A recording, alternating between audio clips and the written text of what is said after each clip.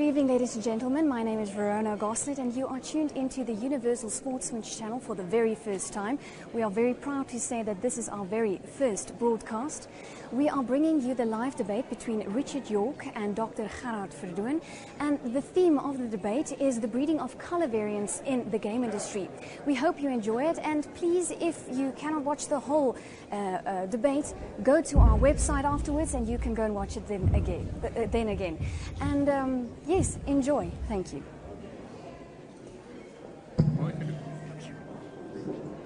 Dames en heren, baie hartlike Waterberg welkom vir julle almal. My naam is Ken Moore, ek is die huidige voorsitter van die Waterberg Natuurbewarings.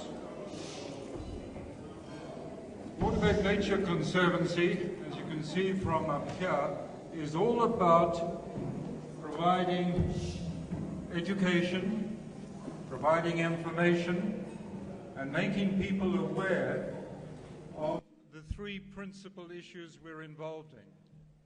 The first is wildlife in all its wide variety of forms.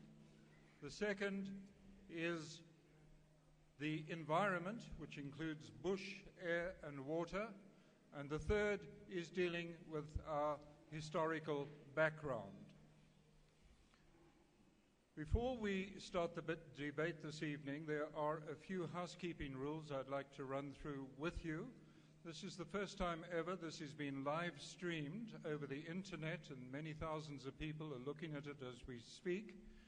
So we're running on a very tight time schedule, and we must adhere to the program. So I'm going to be rather strict in keeping to the program, if you do not mind. Secondly, we have the Eskom problems, but I believe we may have solved that by Boer maak 'n plan. Ons het 'n kragopwekker daar agter en hy werk nou vir ons. Third issue is toilets. There are toilets through the door there where you came in. Daar's 'n dames op die linkerkant en 'n mans op jou regterkant. Next, I want to say that after the debate, which will finish at 6 o'clock sharp, there will be a 10-minute leg stretch and some refreshments will be available at the back. I'd like to acknowledge and thank the Waterberg Academy for making their facilities available to us for this important event. They do wonderful work here in the Waterberg, and thank you for allowing us to be here this evening. The breeding of color variants is a very topical issue. It's also very controversial. Being an organization which thrives on educating people, making people aware and informing them of what is happening in the Waterberg, we thought there would be no better way than to have an open debate. And we've invited two very prominent people to present their arguments or their discussions to you on color variants. The first to speak this evening will be Richard York. Richard is a full-time commercial cattle farmer and game rancher. He's also a qualified professional hunter who has enjoyed being involved in the wildlife industry. He has successfully conserved the color variant golden wildebeest. I am telling you that Richard is a member of many different organizations, and tonight he's here in his personal capacity. Speaking against color variants is Dr. Gerhard Verdoorn on my left here, your right. He's the current president of the South African Hunters and Game Conservation Association. With an MSc in synthetic organic chemistry and a prestigious list of conservation awards to his name, Gerhard has lectured at the universities of Johannesburg, Pretoria, Witwatersrand, Stellenbosch, and the Tshwane universities of technology. He has published more than 80 peer-reviewed papers in organic chemistry, photochemistry, avian genetics, toxicology, and general ornithology. Ladies and gentlemen, the idea is to make you aware of the debate that is going on. It is not the job of Waterberg Nature Conservancy to tell you to be in favor of color variants or against. We ask you to have an open mind this evening, to listen to the presentations and to keep an orderly control here. The terms of engagement are as follows. Each of the presenters will talk for 10 minutes and do his presentation. After both of them have talked for 10 minutes, there will be a 5-minute response by the other to the first or to the other person. After that 5-minute response by each of them, we are going to throw it open to questions to the floor. Because there are so many people here and because of the emotional controversy this debate has caused, I do ask you not to make it personal, to keep it as scientific and as objective as you can. I'm going to suggest that we have one question per audience member. I don't want more than one person asking a number of questions because it will not allow the other participants in this meeting to participate. So on with the debate. First up is Mr. Richard York.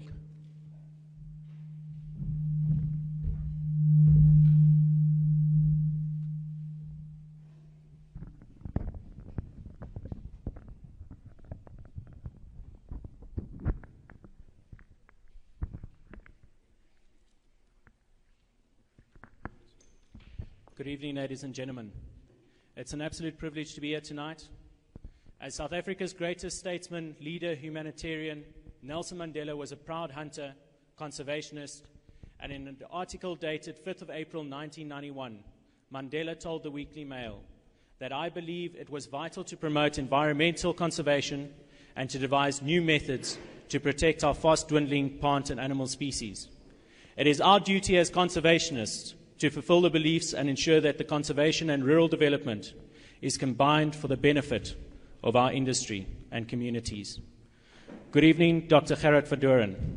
I am privileged to say that I've grown up around the hunting campfires of the Bushveld and have been privileged to witness some of the best conservationists in the world, the hunter. I've got a great turmoil in me tonight because I'm being asked to debate against something I believe in, something I hold dear, the hunting market. The colour variant market, the breeding of colour variants, is exceptionally crucial to our industry. And for me to prove that, I've actually got to disparage and hurt the hunting industry, something I do not intend doing, but something if forced to, I will do. I'm a proud member of FASA, South African Hunters, and Safari Club International. However, it is important that we realize hunting is the finest management tool at a game rancher's disposal. There is no better utilization of natural resources than hunting. Hunting is the utilization of our wildlife and the utilization of our environmental species. However, recent market media trends, this document here, and I hope you've got one too, Mr. Verdoorn, was a media statement released by SA Hunters in which they condemned and asked for the government to intervene and regulate the wildlife ranching industry, something which I believe will not hurt the wildlife ranching industry, but will hurt the hunting industry. And we are already starting to see the repercussions of that. The wildlife industry has continued as if nothing's happened. The hunting industry has taken a bad knock. So I'd like to quickly just play something so that I'm not accused of taking words out of context, so bear with me. Sy was een van die minstaatsamptenare wat hulle job gedoen het. As jy deesdae staat toe gaan om iemand te kry om 'n job te doen, is bitter moeilik. Die staat het tot dusver sy mandaat vir bewaring nie nagekom nie. Ek sê dit met openheid en eerlikheid. I don't know if you guys could hear that. Basically, it's Mr. Verdoorn telling us in his second media release that the state cannot do its job, and that one of the few people who could do its job was Lizanne Nell, but that the state cannot currently manage with the current requests to deal with our environmental situations. So my question is, I find it a little bit perplexed that in our first media release, we are asking the state to intervene and to pose regulations on the wildlife ranching industry, But in a second media statement, Dr. Verdoorn's recorded as saying is that the state cannot manage with the regulations they currently have. So how is it viable for us to impose more regulations on an organization that can already not manage with the regulations it has to adhere to? Breeding of color variants in the game ranching industry. Good evening, ladies and gentlemen of the Waterberg. It's an exceptional privilege for me to be here tonight as a fellow Waterbergtorian, or as the Afrikaner community would say, a Waterberger. Jy sien die hele ding draai om persepsies en wat die mense daar buite van ons dink. Perceptions, arguably the biggest crux of tonight's debate. Not perceptions, misperceptions. Could all the people here tonight who are opposed to recessive mutants, freaks, and agree with the statement launched in the magazines kindly raise their hands? 1, 2. Okay, please keep your hands up. 3. Right. Keep your hands up high. If you have brown eyes, if you don't have brown eyes, kindly put your hands down because you are recessive. If you don't have brown hair, kindly put your hands down because you are recessive. If you don't have dimples, put your hands down because you are recessive. If you don't have a widow's peak, yet again, you are recessive. If you don't have curly hair, you are recessive. If you don't have freckles, you are recessive. If you don't have more than 5 fingers, if you have 5 fingers, ladies and gentlemen, you are recessive. Polydactyly is a dominant gene in which you have more than 5 fingers. So every person here today sitting has got recessive genes within them. Dwarfism is a dominant gene. Polled cattle, cattle that do not have horns naturally, is a dominant gene. So in other words, the cattle that can defend themselves and have horns are recessive. If we look at tuskless elephants, it's a dominant gene. Recessive is the elephants with tusks.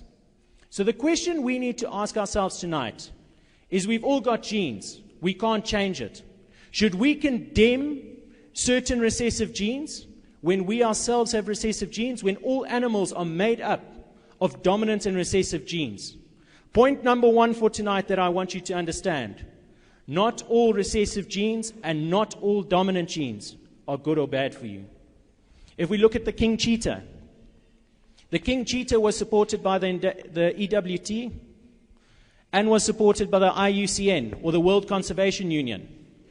In the mammals of the Southern African sub-region, Skinner and Smithers describe it, and they describe Van Dyke's breeding research project. The first one recorded is in 1927 and was a skin found in Zimbabwe. If we look at color variants throughout the history, and I'm going to run through this quickly, these are all the variants within the cat species. You get lions, tigers, bears. The spirit bear, very interesting point here.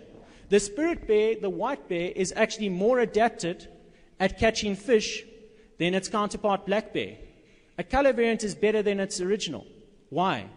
Because during the day, it doesn't reflect as much on the water's surface. So it's up to 50% more effective at catching fish. Now, you'll see its receptor there is MC1R, which causes the color variant. Ironically, that's the same variant that's been identified in mammals. So animals that existed billions of years ago were already color variants. They were already examples of color variants. Let's take the crocodile. The crocodile is recorded as being unchanged for the last 160 million years. Ladies and gentlemen, as humans, we have only been here for the last 3 million years. But yet there's such a thing as a golden crocodile. Why? Because color variants have existed for eons. Let's go to Europe. These are all the color morphs of the red fox. There you get the deer. Okay? There you got the melanistic deer. You've got Cape white lappet vultures. You've got white wildebeest in the Tanzania, Serengeti, white wildebeest in Zambia.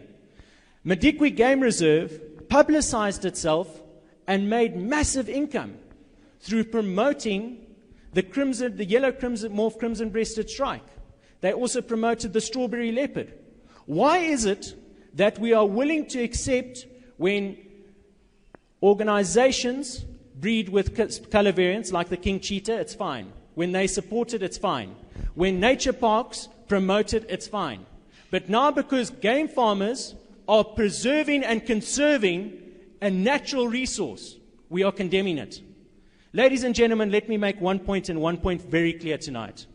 To condemn color variance is to condemn evolution in its entirety.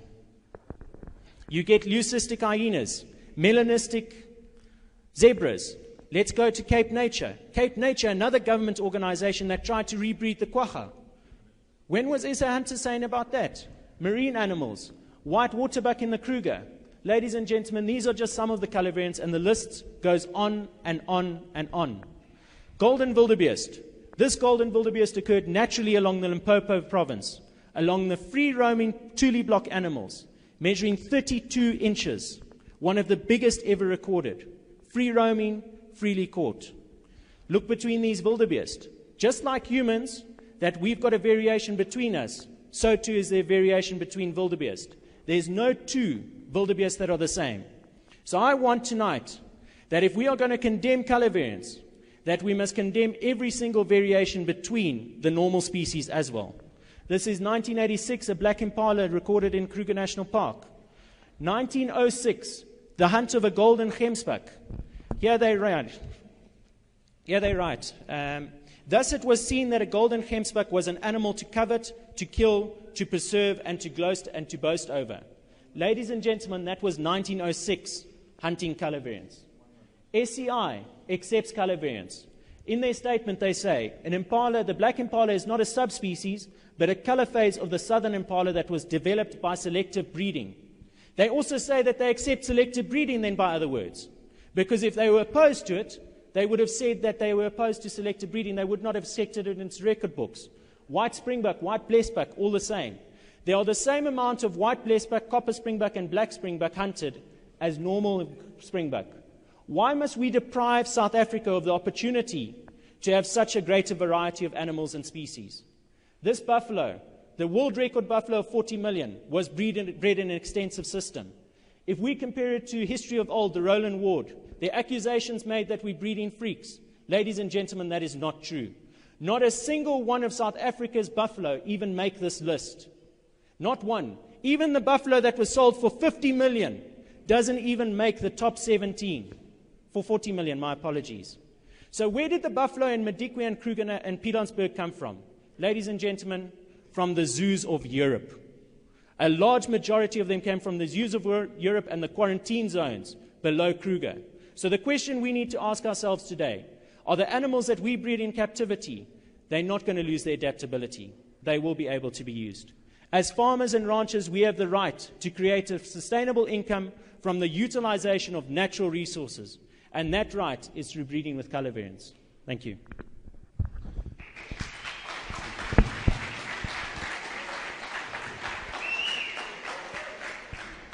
Thank you very much, Richard. Dr. Gerhard Verdoorn, you're next up. If we can get this one there, maybe you want to...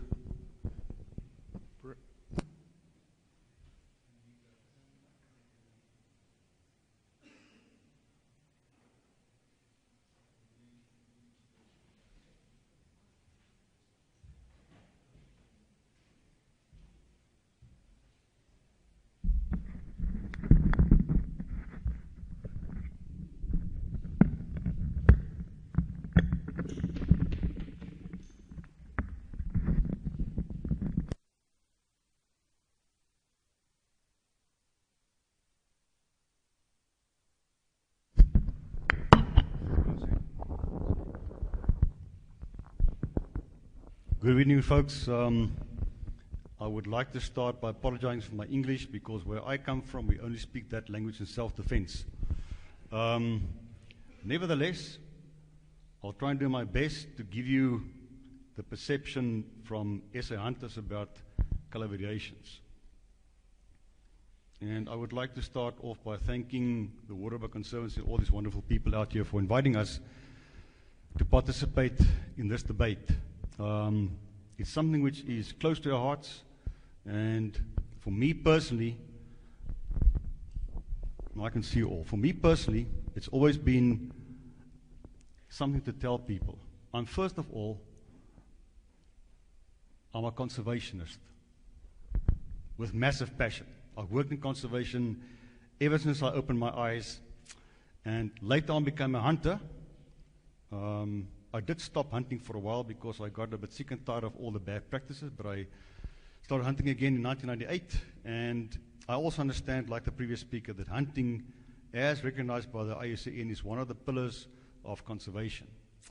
But I'm always thinking about hunting and conservation and what the real issue about conservation hunting is. And to me, it's about the future, not about what we've got now. Because we sit here, we are privileged to have lots of wild game around us, we're privileged to be able to hunt.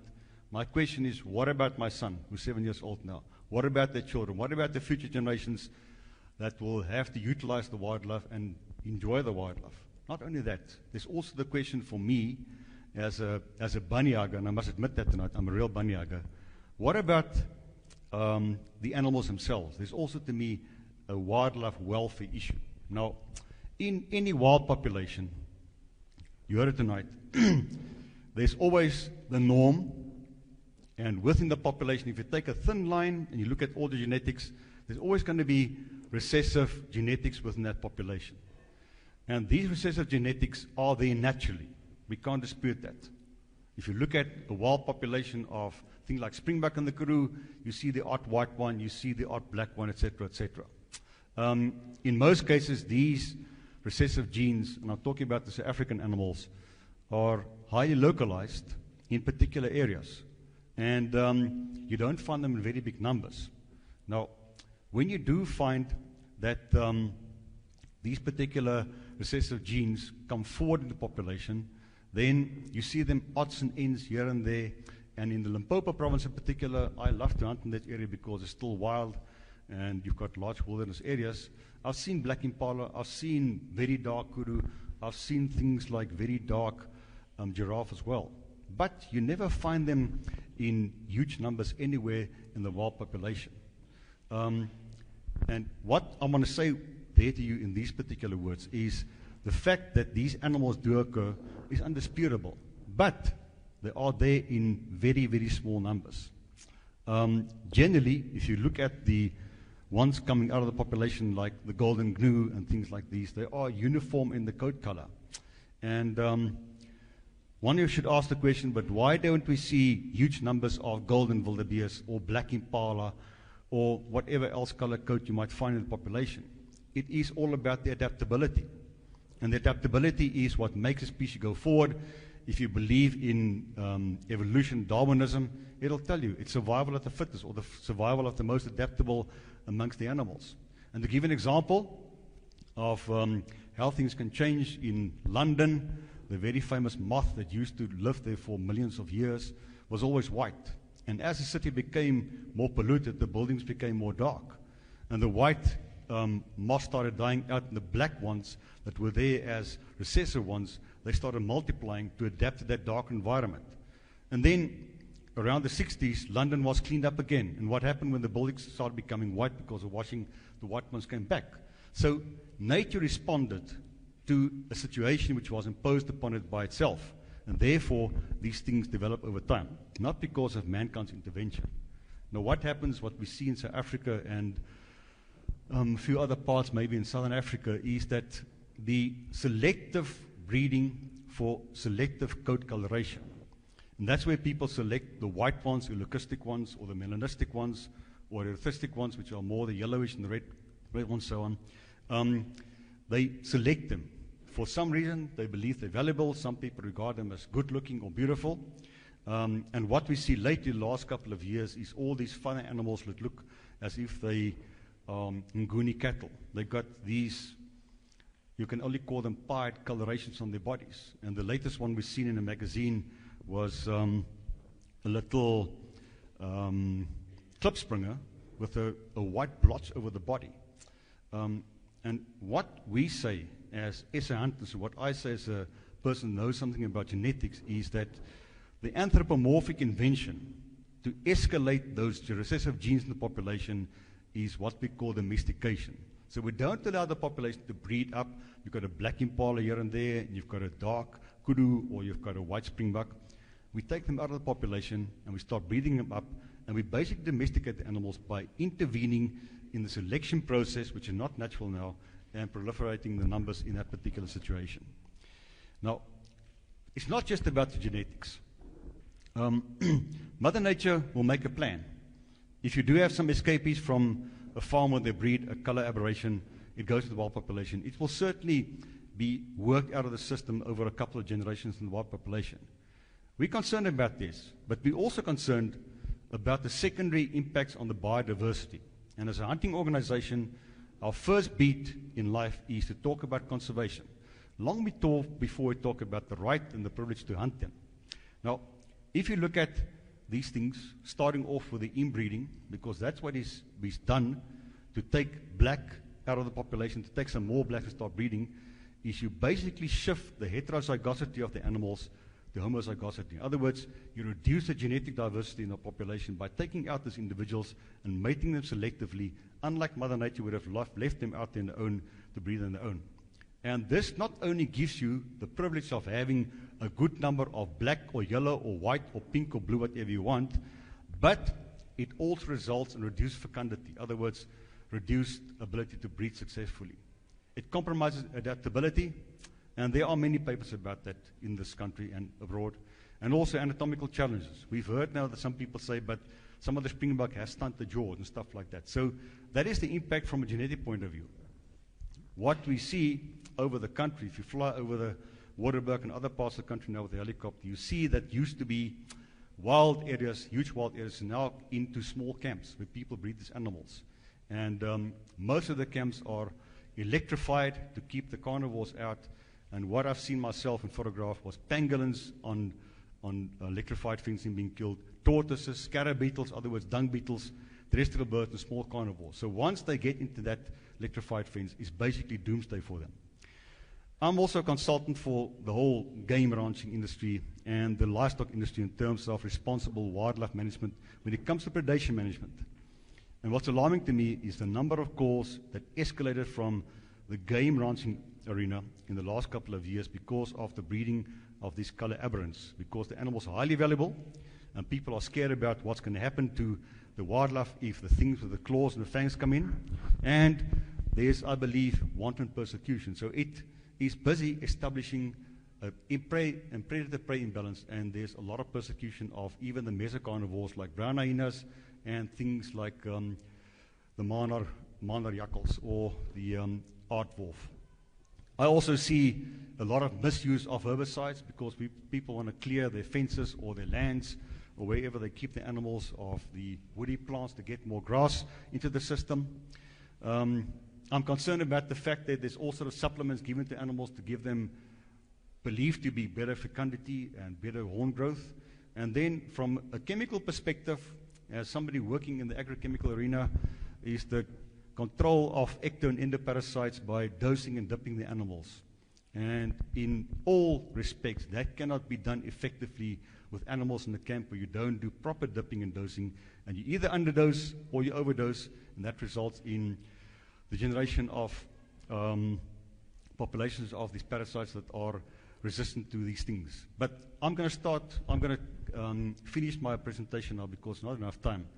I had the shock of my life when I went to one of our branches recently, and somebody invited me to come along to go and shoot springbok.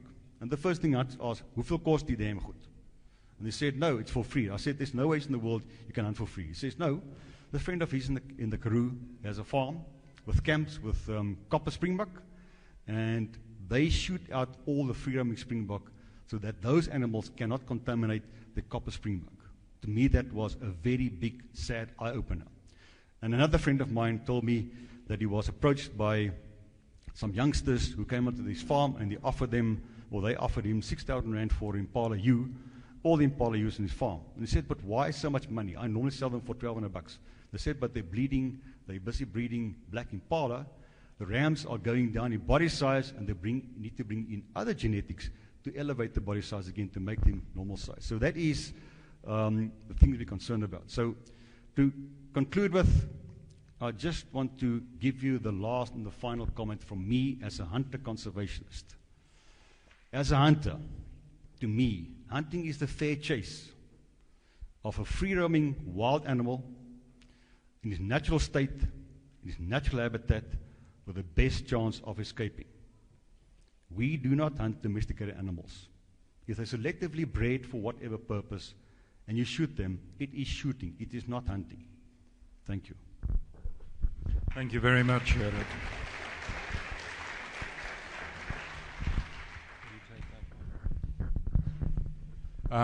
Now, as I said earlier in the proceedings, Richard's going to have a 5-minute opportunity to respond to Gerhard's comments, and following that, Gerhard will have 5 minutes to respond to Richard.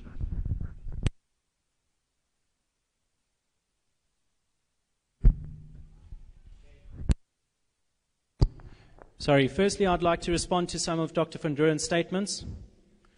Not once did he address the issue at hand, the real issue at hand, calling for government regulation. When is this issue going to be addressed? Secondly, he mentioned that he stopped hunting for a reason, because of the bad practices within individuals.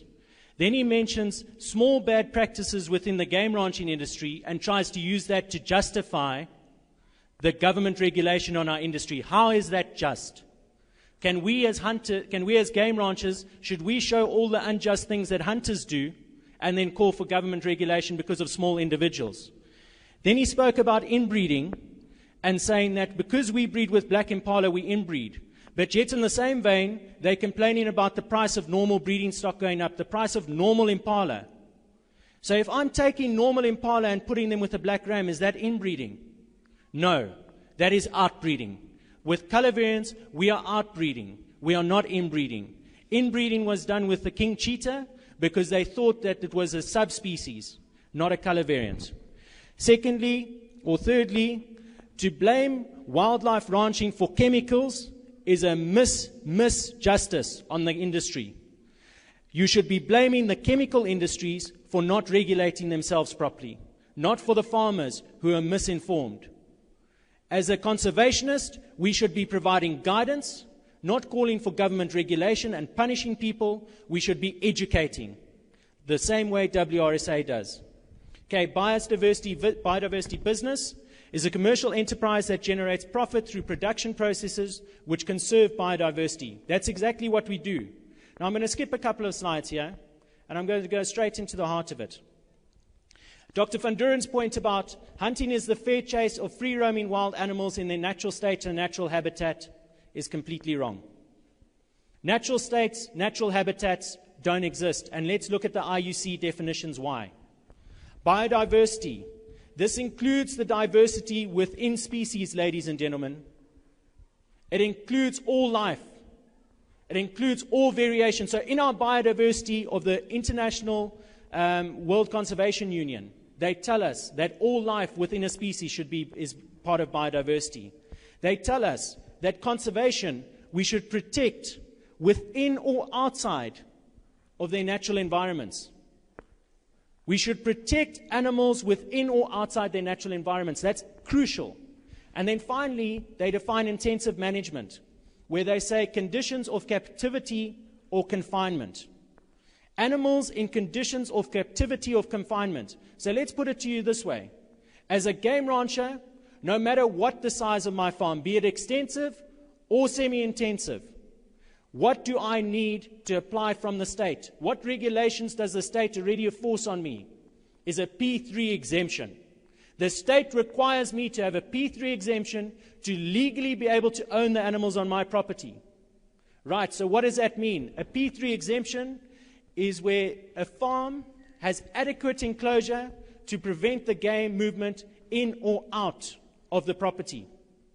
So in other words, if we go back to intensive management, conditions of captivity or confinement.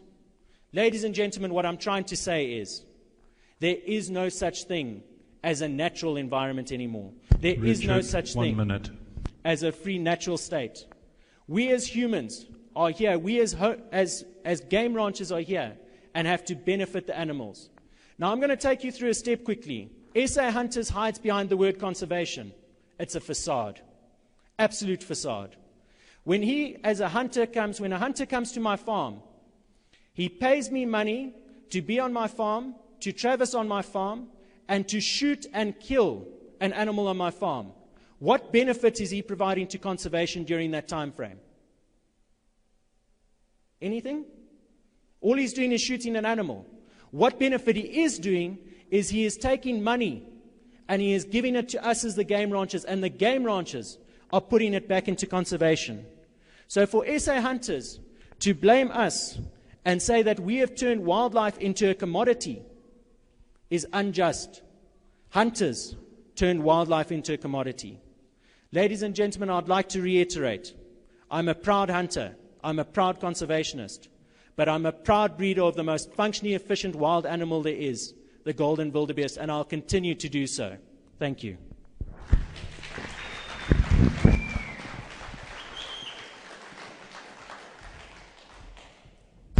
Thank you, Richard. Gerhard, for your response. Chairman, there's so many things to respond to. I don't know where to start. The issue of regulation comes about the fact not because people have extensive wildlife ranches, and we have many members who are extensive wildlife ranchers themselves. I hunted those farms. They are my friends, they are my buddies. And we often have debates about conservation of farms and stuff like this. And that's not the issue. The issue comes in where you start intervening in the population. Natural selection says there will be impala. They will look about the same with red and a certain horn type and a horn size, etc., etc. It will dictate. There will be a black one now and again. The white might be one with a black spot on the nose or a pink bum for that reason. But the moment you start hand-picking those individuals out and start breeding, you do inbreeding. What Richard said is right. They outbreeding the poor genetics of black impala that was created by inbreeding by using normal impala to outbreed the poor genetics. That's 100%. That is what the issue is about the survival of species in the long term, that you stop domesticating them and allow wild to be wild. And the reason why we ask government to start intervening is because what used to be wilderness areas with large tracts of game farms is now being cut into smaller portions. And exactly what I showed you, go to some of the game farms, not saying all of them, some of them, and you walk along the fence, you find the dead tortoises there. You find the dead scarab beetles by the buckets full, and the moment you start messing with the scarab beetles, you're creating a welfare issue for the wildlife out there. Coming back to the chemical issue, and I always have to talk about the chemical issue because I'm a chemist myself, I'm a consultant for the industry, and when I see an advert for game feed with ivermectin tablets, I get the damn shivers. Because there's no way you can feed a game animal an effective dose of ivermectin to control endoparasites. You might either underdose or overdose, and whichever way you do it, it's going to generate a resistant parasite that will spill over into other game animals and to the cattle and the sheep and stuff out there, which creates a compromised situation for the whole red meat and the wool and the mohair growing industry. So that is the stuff that we should take into account. Now, saying to me that there's no natural rand or no wilderness areas, or what was the story said, no wild areas, I'm not so sure about that, because the place where I go and hunt, walk on 5,000 or 10,000 hectare farms, which are huge, open wilderness areas, natural areas, there is very little, if any, human intervention there. It's completely different from a camp where you've got a couple of animals in small enclosures. And let me give you 2 examples. I had a call from a person, I won't mention names, up in Limpopo Valley some 2 years ago, complaining about the fact that jackals were taking out the impala lambs. I said, okay, but have you got a big game farm? You said, yes, 20 hectares of game farm. That is not a game farm. It's a patch of land that shouldn't even have 1 cockroach, let alone 5 or 10 impala. That's the difference between extensive game ranching and intensive breeding. They are wilderness areas. So if a hunter goes and I hunt on a farm with a couple of thousand hectares, even 1,800 hectares, that is hunting an animal in a fair chase, natural environment, natural system, animals got a chance to get away. Not to come and tell me, like somebody told me, but once we start having excess of these golden or pink or blue animals, we will allow you hunters to come and hunt them. It's not hunting, that is shooting. So I don't agree with the fact that there's no wilderness areas. There's definitely a lot of wilderness areas. And many of the game ranchers still have wide open stretches of land where they do those sort of things. And I think about the rest, I'll keep the Fifth Amendment. Thank you very much, Gerhard. Ladies and gentlemen, we're now going to take questions from the floor. If you wouldn't mind, raise your hand, and if I could then identify you, and if you could address your question to one of the 2 debaters preferably, I will repeat it so others can hear, and then they'll respond. Gentleman at the back there, your name, sir?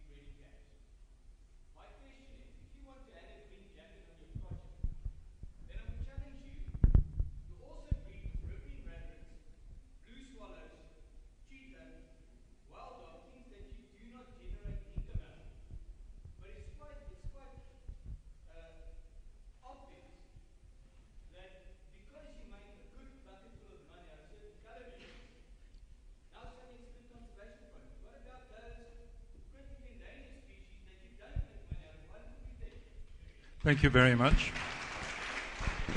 The short question there, for those who didn't hear, was why breed with specific color variants and not with a wider range of animals?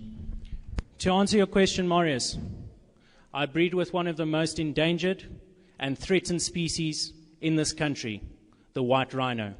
I put my life on risk for the white rhino. We invest in the white rhino. We conserve the white rhino. Now, you ask, why do they not exist in natural populations of abundant numbers? It's very easy to explain, ladies and gentlemen. It's a recessive gene. So in other words, if I have 100 golden females and one blue wildebeest male mates them, they'll all be blue again. Do we understand that? So in terms of numbers, in terms of odds, it's against them. And that's the same way that Sambi justified them as not a threat to our natural populations.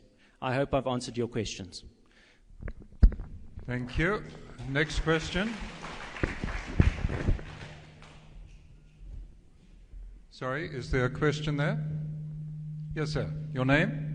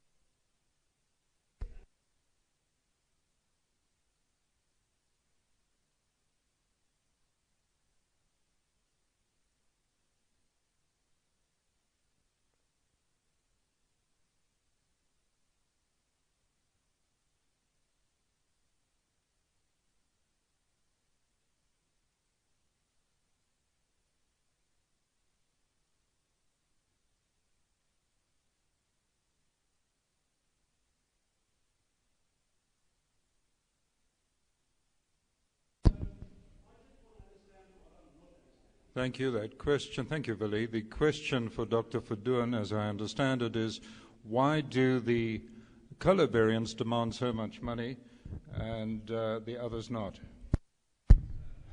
I think it's a I think the base of the question is why do hunters seek out the best amongst the wild population if they hunt? Am I right?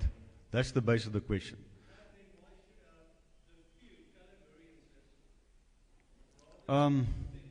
Okay. I'm going to make a distinction between the trophy hunter and the hunter. The trophy hunter is the person who goes and looks for that special animal. And most of the trophy hunters would like to shoot a kudu of 54 inches plus, or a buffalo 40 inches or whatever. So there is a small percentage of people that go to all the extent and all the expenses to go and shoot those special animals. Amongst the normal hunters like myself, we hunt the animals because we require the meat. I don't even take the skins of the animals because I'll leave them on the farm for the farmer to do whatever they want. So I don't think one should paint everybody with the same brush when it comes to shooting out the special ones. And yeah, there's allegations that hunters were also responsible for taking out the good animals. And I know for a fact, when I was a kid, my dad used to buy me guns and ammo and shooting times, and there were these pictures of rows and rows of African people walking with these elephant tusks that weighed 80 to 100 pounds. I always thought to myself, when will this stop? It has stopped because nothing left, because some hunters took it out. And yes, that's why I stopped hunting for a while, because I was really, the Afrikaans word is the best word, gatvol, of the way people misuse wildlife and not utilize wildlife. So yes, there's a problem. But amongst the normal hunters, there's a very strong move away from seeking out the best and the biggest on the farm, because we understand you must leave that good animal out there to breed and to see the genetics in the wild population to give the best for the future coming forward. And we eventually hunt them when they're very old. But we would like to take out the normal animal, and we will like to pay a fair price for that. And there are people that will want to hunt a black or a blue or a pink or a hairy animal like that. But that's the exception. That's not the normal rule amongst the normal hunters. Thank you, Gerhard. Barry, you have a question?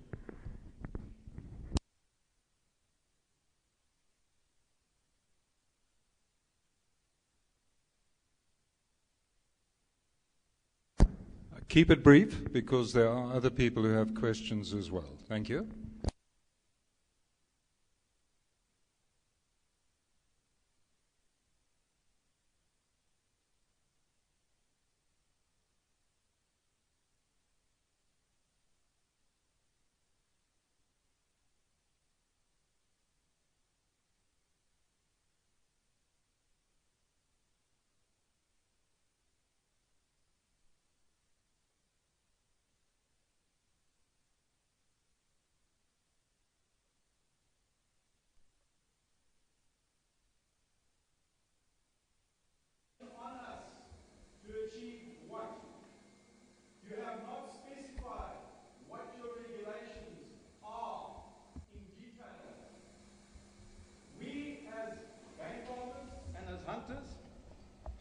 Believe that the future of our industry will go forward if we're open and transparent and accountable for our actions, so we have nothing to hide. Constructive criticism is welcome. Constructive advice is welcome. Destructive accusations are rejected in its entirety. Okay, let me finish, sir. You've called for regulations. What are those regulations, and what will those regulations achieve? You want extensive systems. What does government think of extensive systems? Have you asked government? They say extensive systems, be it right or wrong, are a waste of land. They're elitist playgrounds for rich people. Maybe I'm talking to some here. It's not what I say, it's what government says. They make no contribution to food security. They are less productive than the more intensively managed systems. I asked our honourable member of SA Hunters, Verdoorn at FASA, show us how to do it. We have a 4,000 hectare game farm for you in the Waterberg. Come and buy it. Come and lead by example. You know what the answer was? It's not economically viable. Our model is not economically viable. So what are you trying to achieve? What is your end game? To bring in more regulation? To make us go broke? So you can have cheap hunting? Thank you.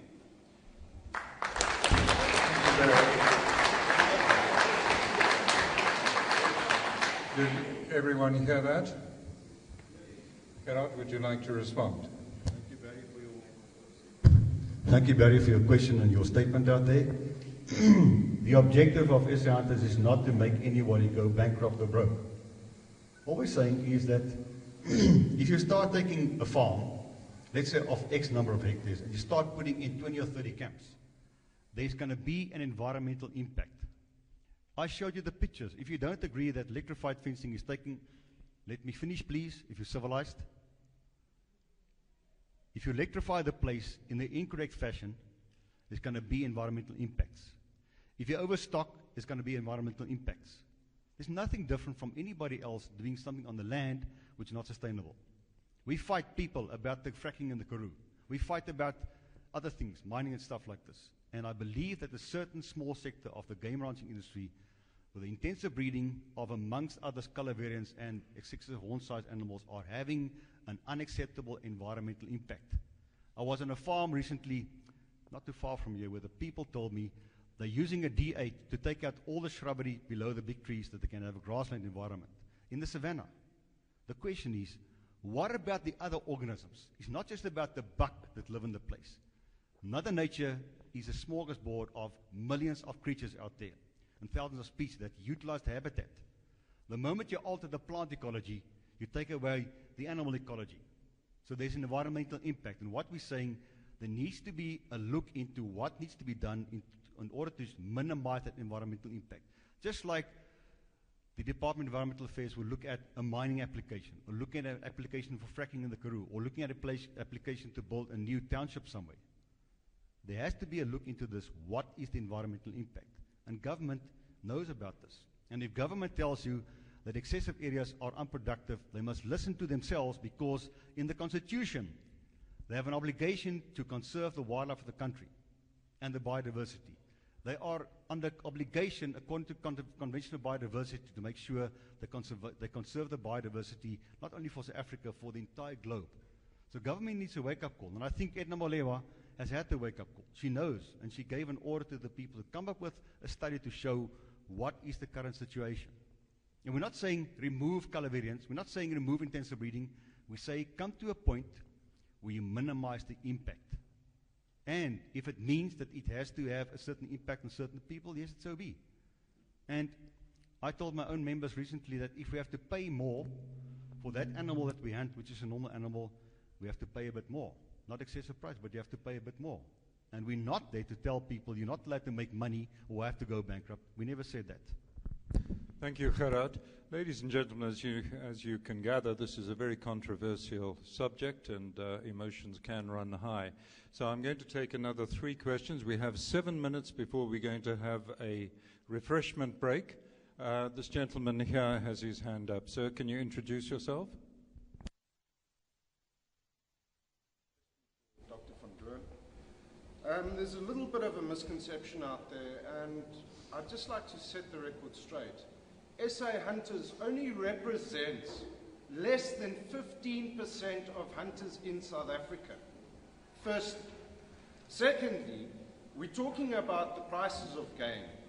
Now, as a consumptive user of an animal, the game prices shouldn't affect you, because you shouldn't be shooting impala ewes that are on auction. You shouldn't be shooting trophy rams that are on auction. And the animals that aren't on auction are the animals that you should be shooting. Those prices are virtually unaffected. Now, I'd like an answer from you as to why you want to shoot ewes and trophies. Because if you are complaining about the prices of these animals, it means you want to hunt them. Thank you. Thank you. Thank you. A very valid question. Let me answer the question. We do not want to hunt the animals that go onto auction. Most definitely not. But the secondary impact of what's happening now with this intensive breeding and the selection for color aberrations and stuff like this is the fact. And I got the email this morning from one of our senior members. They booked 2 hunts, one in the Free State and one in the Limpopo province, close to where I hunt in the Mapungupo area. And as they were about to depart for their hunting trip, the farmer phoned up and said, remember this year, the impalas are $4,000 for a ram and $3,200 for a ewe. Same time in the Free State, they said, but now the blessed buck of 4,000 rand. And the reason for that is they can fetch more by selling these to a game breeder than selling it to a hunter. So there is a secondary impact. And yeah, I've got to look at the normal hunters out there, and I've got to have a bit of sympathy and empathy for that, because I'm privileged on having a place where I can go and hunt at very reasonable prices. So, but we don't want to hunt those animals that go in auction because we can't afford them. We don't want to hunt a black impala. I don't want to hunt one anyway. Thank you. Gentleman on the aisle there. Yes, sir. Your name, please. Enige een, maak nie saak As jy nie. kom keer dan gaan ek nou die enigste wees wat in Afrikaans sê vra. Ek sal dit wel by my Engels doen. Al wat ek by jou wil weet, dokter, is as jy nou sê daar's nou 400 hektaar stuk grond, daai stuk grond is marginaal. En jy kan niks anders af doen. Jy kan nie tomaties plant nie, jy kan nie beeste aanhou, jy kan nie bokke aanhou nie. Daar lê daai stukkie grond nou, okay? En jy sê vir jouself in jou leeftyd wat jy gesien het, is dat oral die ekstensiewe plase wat jy van praat, 1000, 1800, 2000 hektaar plase, jy kan nie meer daar kom in 'n koedoebul sien wat lyk soos op die rolling word nie. Die goed lyk net al hoe kleiner. Ek het 'n buurman gehad met 'n 300 hektaar plaas wat 15 jaar koedes opgehad het. Daai goeders het so springbokke begin lyk. So ek besef net dat 'n mens moet so 'n stelsel manage. Maak nou nie saak of dit 1000 hektaar, 1800 hektaar of die Kreer wildtuin is nie. Daar's verskillende, daar's natuurbewaringsareas, die wildtuine, maar dan is daar ook plase wat marginaal is wat hou op wil boer. Hou wil boer met die goed, okay? En die enigste manier wat jy dit kan doen is jy moet dit manage. En al hoe jy dit gaan doen is jy gaan diere van buite af inbring en uitdruk om die genetika gesond en reg te hou. Verstaan ek dit verkeerd of maak dit sin? Dankie meneer. For those who don't understand Afrikaans, basically the question is, there are horses for courses. If you have small properties and you're wanting to breed, they're uneconomical for any other means. Why shouldn't you be allowed to breed colour variants? Correct? Not 100%. I think what he said I found very interesting, and I think we can cover that any game ranch, whether you talk about 400 hectares or 10,000 hectares, I think you have a duty of care with your wildlife populations to bring in new blood on occasion, to seed new blood in there. And the place where I hunt, they do it on occasion. They bring in a lot of New Eland or waterbuck or impala, whatever they need on that farm, to keep the genetics going, that you don't have inbreeding too much. And that's what Graham Curley told me, the professor at Nelson Mandela University down where I live. The problem in the Karoo is that the springbuck have not been supplemented with good genetics, so they become stunted and they grow smaller and smaller and smaller. So, yes, I agree with you. Any wildlife ranch has to be managed. Our plea is, don't start intervening, hand-picking and selective breeding, because that's domestication. That's what I'm saying. Thank you. There's time for one more question, Lizelle. Lizanne, sorry. My name is Verdoorn now.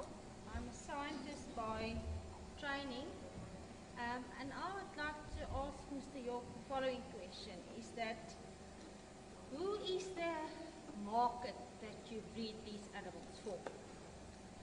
And the reason I'm asking that is because we've indicated that from the meat hunting side, there's not an interest in these animals. The Professional Hunters Association indicated that there's not a significant mark in terms of the trophy mark. So the question is then, so who is the market that you breed these animals for? Because what we see currently is people buying to breed, with the expectation that at some point in the future there's going to be a consumer market. But we haven't seen what that consumer market is. And within the last 3 weeks, there's been a ban from Australia on the import of lion trophies from Africa. And the reason for that was because it was said that it's canned hunting that generates these trophies. So the question is, are we now going to expand that activity to generate a canned hunting industry? Because if we keep on breeding animals in intensive and selective situations, that's what the perception is internationally. The World Trade Tourism Organization has indicated that there's a bigger trend towards responsible tourism, people wanting to see authentic experiences. So even in the international market, there's concern and there's ban on trophies where animals have been bred specifically for that purpose. Thank you, can you Lizanne. please give us an indication? Lizanne, question there was basically, to what end are you breeding these colour variants? Is there a market for it? And she cited an example of Australia recently, which banned the importation of certain venisons because it was felt that they related to canned hunting. Richard, your response. I think the picture there talks for itself. It was discussed in my talk that we said Safari Club International accepts color variance. They say a black impala is not a subspecies, but a color phase of the southern impala that was developed by selective breeding. That includes black springbuck, copper springbuck, white springbuck, and white blessbuck.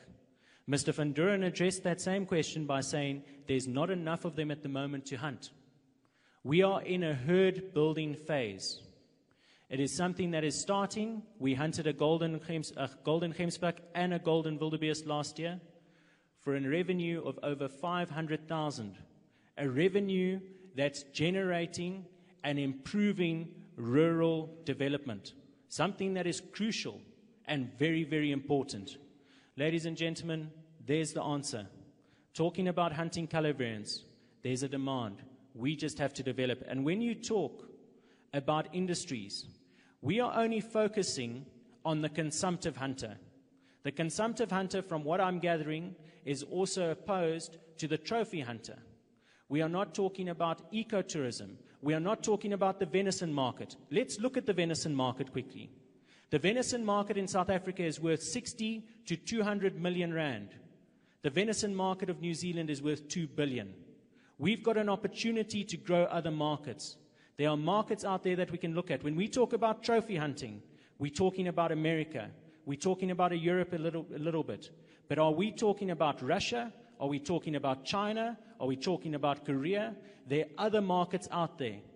And do not think that the game rancher is idle-handed, that he'll sit one side and not develop those markets. It is our obligation for the future of this country, for the conservation of this country, and for the conservation of our natural resources to develop these markets, promote wildlife conservation, and develop a sustainable industry for the future of Benjamin. Thank you very much, Richard. Ladies and gentlemen, as you will gather from this very short presentation this evening, this is a controversial and developing market. It's a topic that affects all of us as game ranchers. The idea of the Waterberg Nature Conservancy this evening was to bring these two gentlemen here and to allow questions from the floor so that you could hear both sides of the argument and form your own opinions. We're not here to tell you what opinions you should form. But we also know that we haven't exhausted this whole subject,